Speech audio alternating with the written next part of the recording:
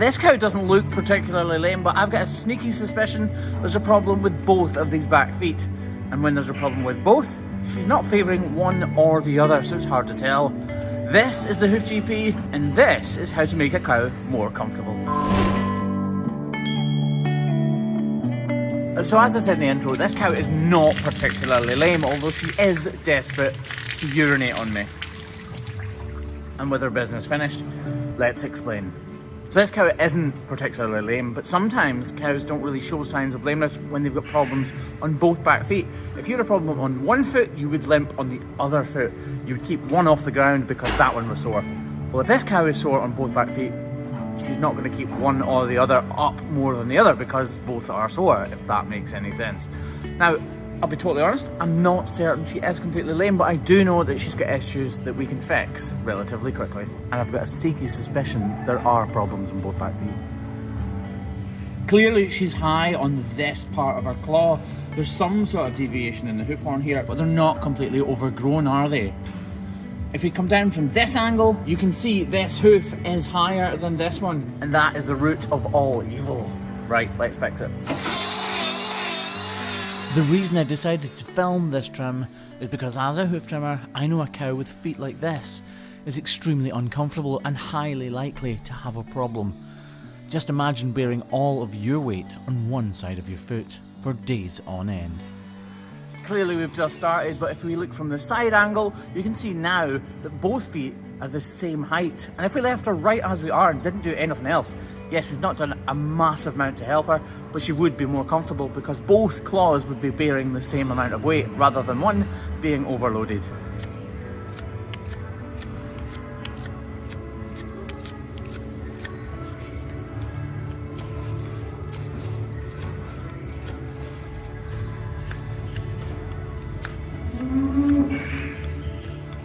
At this point in the trim, it's looking like we've intervened at the perfect stage.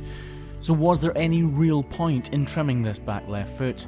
This hoof looks well, but right now, I can't say the same of the back right. Right, if we put all of the hoof horn that we've just removed back onto this hoof, you'll see that there was bruising there. Yes, it hasn't come to anything, and for me, that's good. It maybe doesn't make the best video in the world, and that's good, because this cow is more comfortable than she was 2 minutes ago, and that's what I care about. Right, let's take it all back off as quickly as possible.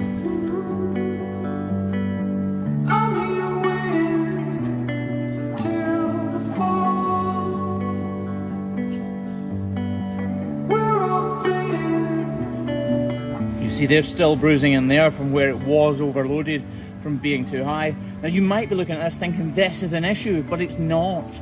This is just a small deviation where hoof horn is breaking away naturally. That is natural shedding.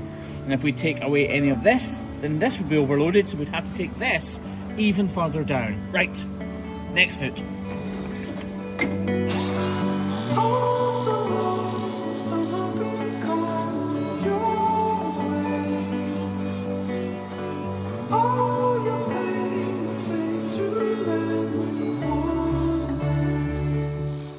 This might not come to anything either, but look at all of this bruising in here. That is not pigmentation. That is bruising or sole hemorrhaging. So it's blood coming from inside the hoof, down seeping into the hoof horn because there's too much weight on this claw, just like there was on that one.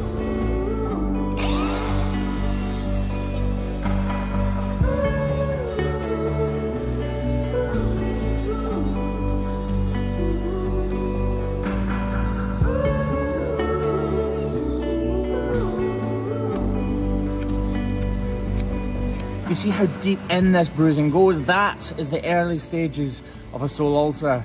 So even if this doesn't materialise into a sole ulcer, we've done this cow an amazing solid, and she should really probably owe us one for it because we stopped her ever becoming lame. This is the perfect time to intervene in lameness. She's uncomfortable and we're stopping her from becoming sore.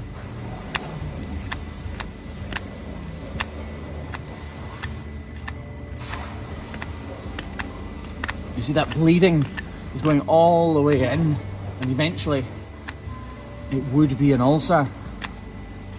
I hate this. Once the knife gets out of its stride, it starts to bounce and it looks terrible.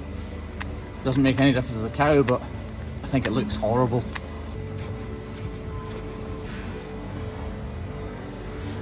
Looking at this footage, slightly slowed down, it makes me think how cool it might be to get a proper slow-mo camera in action. Slicing through horn really fascinates me in ways that it probably shouldn't. Now this is a really important point. We've just trimmed this away and the bruising's kind of disappeared. It's still here, but it's kind of disappeared here. Now the important thing here is we don't need to cut away the bruising. That is not the problem. The problem is the thing causing the bruising. That hoof was too big, it was too high, it was too long, and there was too much weight on it. We removed all of that excess height, so it came down to being the same height as the other one, so it would stop bruising now because the weight has been spread evenly between these two claws. So this bruising here doesn't matter. We don't need to get rid of it because we've got rid of the thing that was causing it.